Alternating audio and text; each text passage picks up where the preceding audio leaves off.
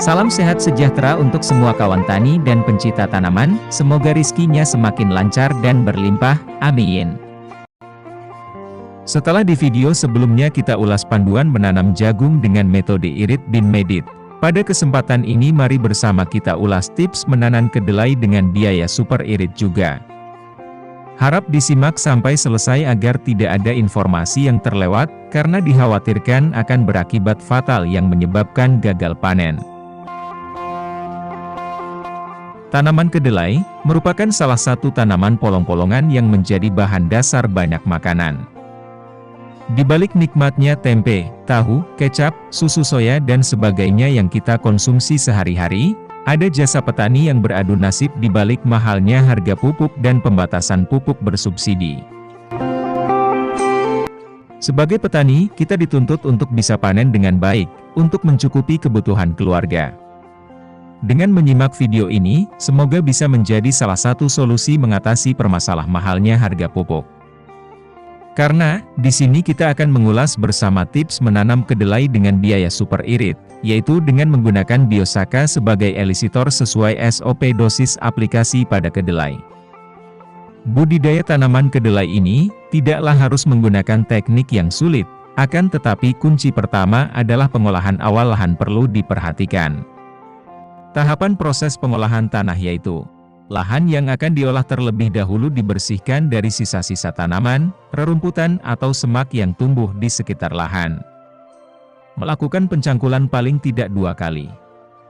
Tahap pertama dibiarkan bongkahan terangin-angin 5-7 hari. Setelah itu dilakukan pencangkulan kedua sekaligus meratakan, memupuk, menggemburkan dan membersihkan tanah dari sisa-sisa akar. Namun, menanam kedelai juga bisa dilakukan tanpa olah tanah, TOT, misalnya bekas tanaman padi, jagung atau bekas tanaman hortikultura, yang penting lahan tidak becek dan tergenang air. Setelah itu membuat bedengan dengan ukuran panjang 5 meter, lebar 1 meter dan tinggi 0,3 meter. Kita buatkan saluran drainase di sekeliling bedengan untuk pengaturan genangan air hujan. Tabur pupuk kandang atau kompos pada bedengan yang akan ditanami, bila pH tanah kurang dari 5,5 berikan kapur dolomit atau kapur pertanian. Tanaman kedelai dapat tumbuh pada berbagai jenis tanah dengan drainase dan aerasi tanah yang cukup baik.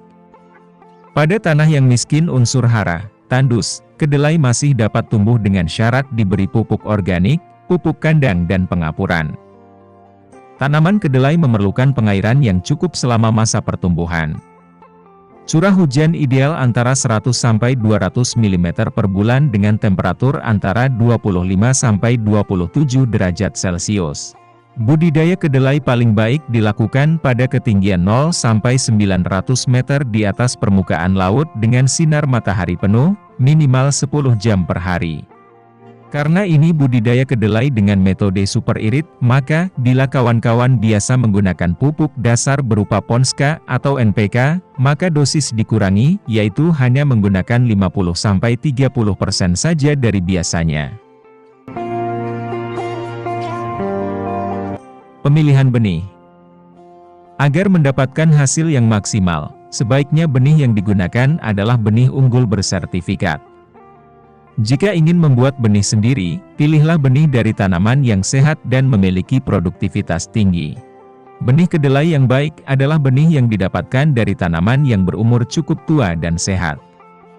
Untuk kebutuhan benih berkisar 40-50 kg per hektar. Sejak saat perlakuan awal benih inilah peran Biosaka mulai digunakan. Namun sebelum melanjutkan, kami mohon keikhlasan kawan-kawan untuk mendukung channel ini dengan pencet tombol subscribe di bawah. Terima kasih, semoga menjadi keberkahan, amin. Kita lanjutkan, setelah memilih benih yang terbaik, maka kita lakukan perendaman benih selama 10 menit menggunakan Biosaka 1 tutup botol air mineral dicampur 10 liter air. Campurkan biji-biji kedelai dengan tanah yang mengandung bakteri Rhizobium. Tanah ini diambil dari lahan bekas ditanami kedelai, atau ditanami tanaman kacang-kacangan lainnya. Penanaman dilakukan dengan cara ditugal, dengan jarak tanam 40x 25 cm atau disesuaikan dengan tingkat kesuburan tanah. Setiap lubang diisi dengan 2-3 benih kemudian ditutup tipis dengan tanah. Penanaman yang baik dilakukan setelah hujan turun atau pada saat tanah dalam kondisi basah namun tidak tergenang. Untuk pengairan, tanaman kedelai sangat peka terhadap kekurangan air. Fase pertumbuhan yang sangat membutuhkan air adalah pada awal pertumbuhan vegetatif yaitu umur 15-21 hari setelah tanam, dan pada fase pembungaan yaitu umur 25-35 hari setelah tanam, serta pada fase pengisian polong yaitu umur 55-70 hari setelah tanam. Pada fase-fase tersebut tanaman kedelai sangat membutuhkan air dan harus dilakukan pengairan jika tidak turun hujan. Untuk perawatan pada metode super irit ini, perlakuan tetap sama seperti pada umumnya budidaya kedelai, misalnya penyiangan gulma, namun berbeda saat pemupukan yaitu pemakaiannya hanya sedikit saja. Karena apa?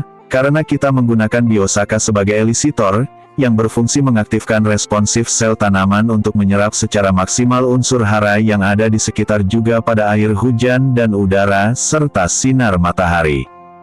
Untuk mengetahui lebih dalam tentang Biosaka, silahkan klik tautan di atas atau lihat linknya di deskripsi. Hama yang sering menyerang tanaman kedelai antara lain lalat bibit, lalat kacang, Opiomia phaseolithrion, lalat buah, ulat gerayak, oteng-oteng, ulat penggulung daun, ulat jengkal, penggerek buah, ulat buah, dan penggerek daun. Sedangkan penyakit yang sering menyerang tanaman kedelai antara lain karat daun, busuk batang, busuk akar, layu dan bercak daun. Perlu diingat, Biosaka bisa digunakan dicampur dengan pestisida maupun fungisida atau dengan Pesnap dan POC saat pengendalian hama, penyepraian harus tetap kabut. Pada metode ini pemupukan susulan tidak dilakukan. Kalaupun seandainya perlu dilakukan maka gunakan 50-30% saja dari biasanya. Di akhir video bisa kita saksikan bersama kesaksian dari petani yang menanam kedelai tanpa pupuk hanya menggunakan Biosaka. Pengaplikasian Biosaka di lahan dilakukan sejak kedelai mulai tumbuh, kemudian diaplikasikan terus-menerus setiap 5 hari sekali. Kami ingatkan kembali bahwa SOP dalam penyemprotan Biosaka harus kabut, jangan sampai tanaman basah. Waktu terbaik aplikasi yaitu jam 3 sore saat berangin, sehingga kabut akan lebih halus mengikuti arah angin. Jika cuaca tidak berangin, maka ujung sprayer dihadapkan ke atas, minimal 1 meter dari tanaman, karena semakin halus kabut akan semakin bagus. Jadi, untuk SOP aplikasi Biosaka pada kedelai yaitu, saat perendaman benih selama 10 menit, dosis Biosaka 1 tutup air mineral dicampur 10 liter air. Kemudian dilanjutkan aplikasi mulai kedelai tumbuh setiap 5 hari sekali sampai buah terisi sempurna. Pada saat proses pengisian buah, bisa dicampur 1 sendok makan pupuk MKP, dalam setiap aplikasi penyemprotan harus kabut, jangan sampai daun tanaman basah. Selalu lakukan pengontrolan tanaman dari serangan hama dan penyakit, agar lebih mudah pengendaliannya sebelum menyebar luas.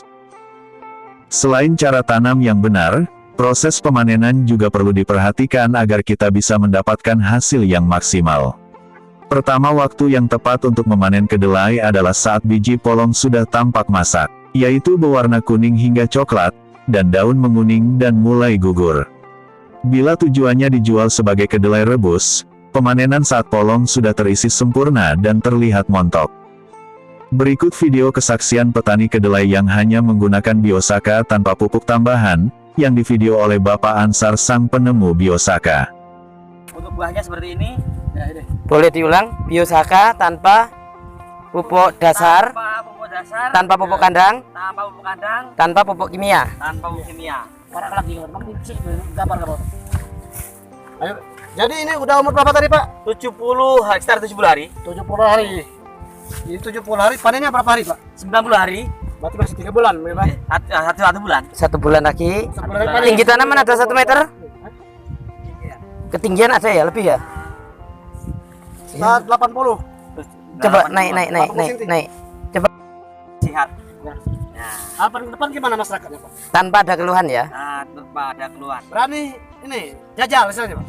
Bila aku nggak berani, dari 2 tahun yang lalu pun udah berani. Ya, selama ini Bapak petani pakai pupuk kimia. Iya. Sekarang Bapak mengatakan ini pupuk enggak pakai pupuk kimia sama Ya, sekali. tidak. Nah, hasilnya bagus mana, Pak? Ini kan masih eksperimen, Pak. Ya, enggak. Bagus. Sekarang Harapannya kasat mata. Ah. Kan eksperimen, sekarang kasat mata. ya kalau seperti ini kan sudah apa itu optimis Optimis. hasil. Optimis. Demikian ulasan ini, semoga bermanfaat. Bila ada tambahan atau saran, juga kritik dan pertanyaan, silahkan tulis di kolom komentar. Mohon untuk terus mendukung channel ini dengan like dan subscribe. Bersama kita bangun channel ini agar berkembang, dan menjadi wadah kita saling berbagi, diskusi dan silaturahmi. Terima kasih, semoga menjadi keberkahan. Amin. Salam sehat sejahtera untuk kita semua. Tetap semangat hijaukan bumi.